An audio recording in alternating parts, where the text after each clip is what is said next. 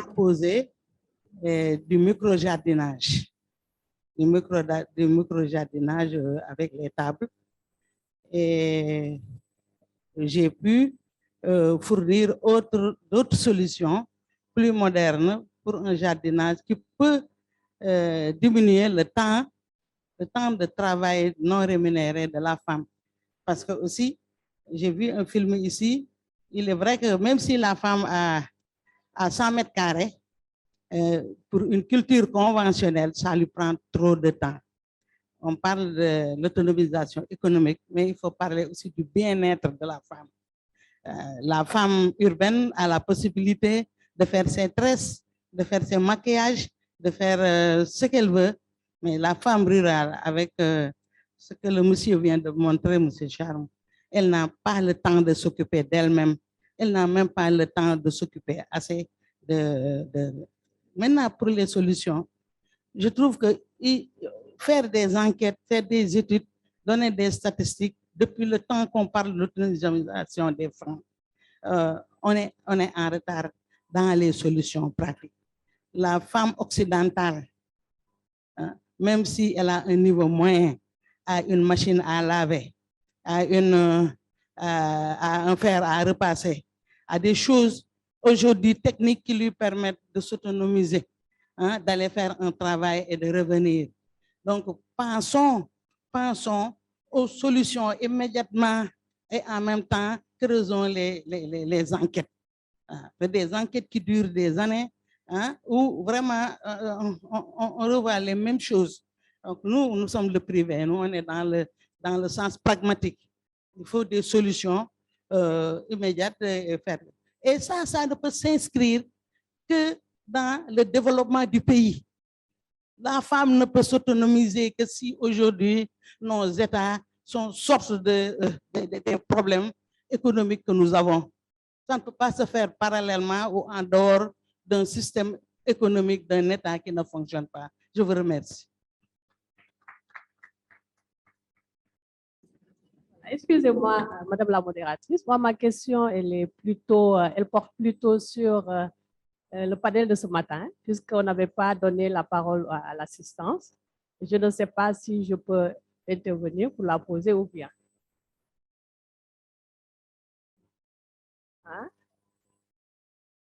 Voilà. Je peux y aller, Madame la modératrice?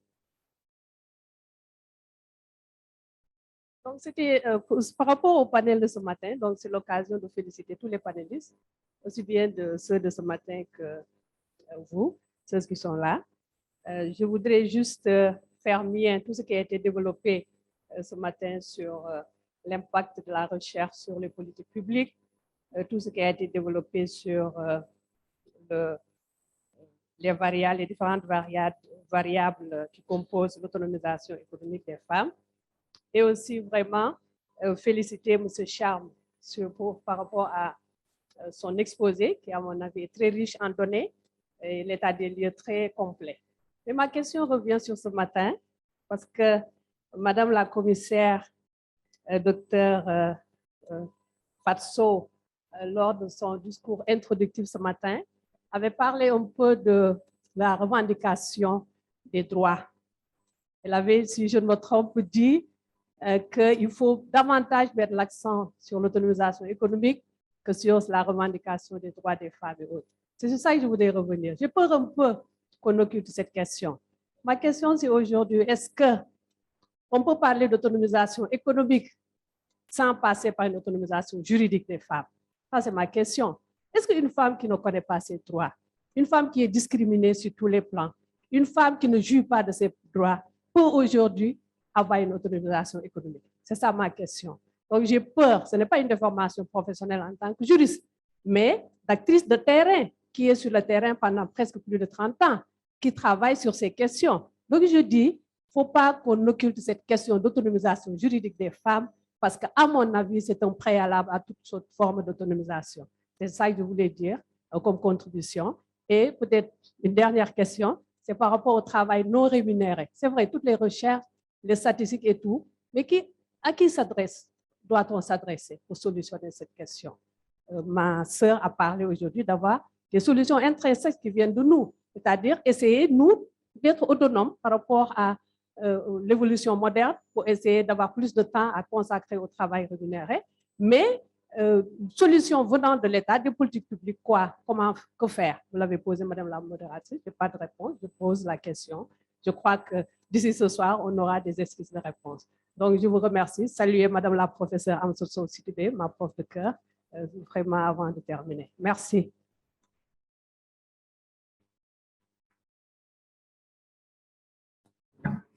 Il y a le professeur Amsatou aussi qui veut prendre la parole. Allez-y, professeur. Merci beaucoup, Cécile, notre sœur. Je voudrais, à l'entame de mon propos, féliciter les organisateurs de ce colloque. Professeur Diagne, professeur Fatou Cissé, etc. Et tous les partenaires qui ont bien accepté de vous accompagner. C'est une thématique essentielle, l'autonomisation économique des femmes. C'est la base de tout. Il faut une autonomisation économique pour régler le problème de la santé des femmes, pour lutter contre les violences faites aux femmes, pour même s'occuper de l'éducation des femmes elles-mêmes et dans leur famille, pour tout faire. Je crois que c'est la base. Mais j'ai une question à poser. Et ça me permet d'aller à peu près dans le même sens que Madame Gay, qui vient de prendre la parole. Mais pour augmenter la portée de notre réflexion, pourquoi pas un colloque sur la culture des droits des femmes? À la base, c'est ça. Les acteurs chargés de la mise en œuvre des droits des femmes ne sont pas toujours convaincus, même s'ils sont formés. C'est ça la grande difficulté. Ils sont bien formés, mais ils n'y croient pas. Il n'y a pas cette croyance aux droits des femmes. Et c'est ça notre plus grande difficulté. Donc, un colloque sur ça, la culture des droits des femmes, peut-être nous permettrait de régler tous ces problèmes. Nous nous battons depuis des décennies. Aujourd'hui, j'ai l'impression que nous reculons. Pourquoi? Parce que les conditions physiques, mentales, psychologiques, toutes les conditions qui peuvent permettre aux femmes de s'autonomiser sont en train de reculer. La violence, aujourd'hui, elle est inouïe. Elle détruit tout ce que la femme possède comme intégrité physique, comme intégrité morale, de manière générale. Alors, j'aimerais bien que le prochain colloque intègre cette question de la culture des droits des femmes. Je vous remercie. Merci beaucoup, professeur, pour cette proposition. Je pense que les rapporteurs ont pris bonne note et que certainement cela fera partie des recommandations de ce colloque de Dakar. Nous avons une question adressée au professeur Fatou Sousa, Madame la commissaire. Je ne sais pas si on... Est-ce qu'il y a le micro?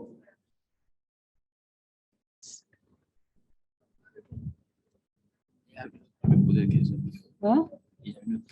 Ah, non, on est pris par le temps, malheureusement pour les autres questions. Ah, il y a le micro est déjà parti? Ah, ok. Une femme ñoo bëgg intervenir tuuti donc xëy na dégguñu sax lu ñuy wax waaye am na lu ñu xam am nañ suñu xam-xam ñu ngi leen di nuyu di rafetlu panélistes yi bu baax a baax lu ñu wax ak partenaires yi autonomisation dina jafe ndax su fekkee ne femme rurale jóge na sa tool ba ñëw toog fii ñuy wax français depuis suba te gën a dégg nañu français waaye dafa am moo yoo xam ne dañ ko bëgg ñu toj ko suñuy delloo si base dañu mun ko wax loolu moo tax autonomisation jafe ndax su fekkee man ngay waxal doo ma wax lu ma dégg yaa ngi wax si ko déggalee sax xëy na kii sous raison bi yëpp ñoo fi ne mais waroon na tey ñu wax wolof wax français su boobaa ñun ñu yóbbaale suñu jafe-jafe ñu am ndax ñun la ñuy waxal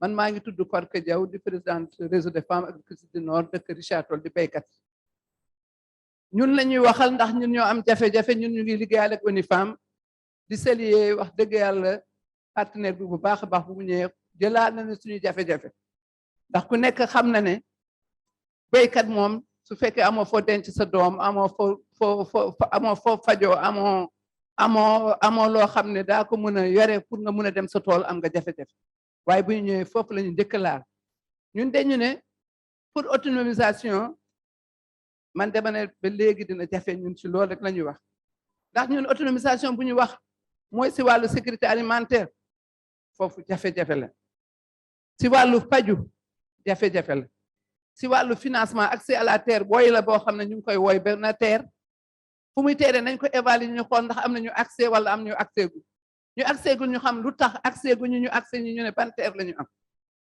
dafa jot nag ñu évaluer xool accès à la terre boobu ñuy woy lu tax ñu koy woy toujours du terre nañu xool accès au financement bu ñuy wax ban financement la ban ndimbal lañu ndimbal jigéen bi nga xam ne mu mun a am autonomie dafa am ay financement yoo xam ne su fekkee yooyu moo continuer ñu koy jox jigéen ñi nekk si àll bi duñu musa autonomie loolu nañ ko évaluer ñu xool ban jafe-jafe paju dafa jafe ndax soo wérul doo mun a dem tool doo mun a garder sa jëkkër doo mun a garder sa kii te faju dafa jafe ñu xool def pexe nañu def ba jigéen yi faju ñun nag wax dëgg yàlla kontaan nañ si panélistes yëpp lu ñu wax yëpp dégg nañ ko daañ ko yóbbu wax ko si terrain bi mais bëggoon nañ suñuy def panel yu mel nii toujours ñuy traduire ndax ñun dañuy am suñu jafe-jafe yoo wax pour ñu wax ko bu baax a baax foog ñu traduire duñ ko mën a wax en français xëy na sax dégg nañu mais dañu bëgg a traduire ñu waxal ñu ko suñu jafe-jafe ku ñu waxal sa jafe-jafe foog ñu dégg looy wax ñu déglu la soo demee ñu xam ne lii mooy jafe-jafe mais autonomisation moom wax dëgg yàlla lu war na dafa jot jigéen yi autonomie ndax wax dëgg yàlla ñun su ngeen demee si base ba madame Toob wax na ko léegi taluñu poudre ak pastel taluñu toilette pourtant nag suñu moom jigéen lañu comme yéen waaye lu ñu tal mooy soo xëyee dem sa tool xool fooy bay sa doom nga denc fooy denc sa doom dina la jafe fooy nan ngay def sa doom faju dina la jafe si jëkkër bi feebaree yow yaa koy yóbbu yow yaay yóbbu képp ku feebar sa kër ga yow la ñu woo nga yóbbu loolu nga boole ko sa liggéey bi ngay liggéey loolu autonomisation dafay jafe waaye bëgg nañ nag autonomie nag si pilier yëpp la ñu bëgg autonomie accès à la terre accès au marché accès au financement accès yooyu yëpp dañu bëgg ñu autonomie foofu waaye dañu bëgg na mu nekk autonomisation durable bañ a nekk rek autonomie nga tey dellu nga fi nga nekkoon kon maa ngi jégalu jërëjëf Adja ñu tàcc ko bu baax madame, pour ceux qui ne parlent pas wolof, vous voulez traduire? Ah d'accord, allez-y. Je pense qu'on peut résumer, hein. Vraiment, elle a fait un plaidoyer pour qu'on tienne en compte la question des langues nationales dans le cadre vraiment des discussions que nous avons autour de ces problématiques. La question également du financement des femmes dans le cadre de l'autonomisation économique et disons, l'accès à des passerelles pour concilier vie professionnelle, vie économique et vie familiale. Je pense que ce sont les 3 points que j'ai retenus un peu de ce qu'elle a eu à dire. Et en tout cas, merci de nous avoir rappelé tout ça. Donc, le modérateur me dit qu'on en a presque fini avec le temps. On va donner la parole au commissaire Fatou Sow-Sarr. Et puis, très rapidement, 1 minute chacun, on répond et puis la séance est clôturée. Merci beaucoup. Le micro. Merci rapidement. Je pense que avec Mme Gay, peut-être que ce n'est pas compris, je n'ai pas dit qu'il ne faut pas faire du droit. Moi, je vais beaucoup plus loin. Je dis qu'on doit dépasser la stratégie de revendication. La revendication, ce n'est pas seulement les droits, c'est des revendications surtout. Tant qu'on est dans une position de revendication, on est en position de demande vers quelqu'un qui est dans une position supérieure. Et c'est pourquoi je dis que nous devons aller vers la conquête du pouvoir, qu'il soit politique, économique, tout ce qu'on veut, c'est la conquête du pouvoir. Je n'ai pas le temps de le développer, mais ce n'est pas juste sorti de mes esprits, c'est en étudiant l'histoire de mon peuple que j'ai compris comment, à un moment donné, les femmes ont réussi à être au sommet du pouvoir politique dans une des provinces du Sénégal et à faire face à la conquête coloniale.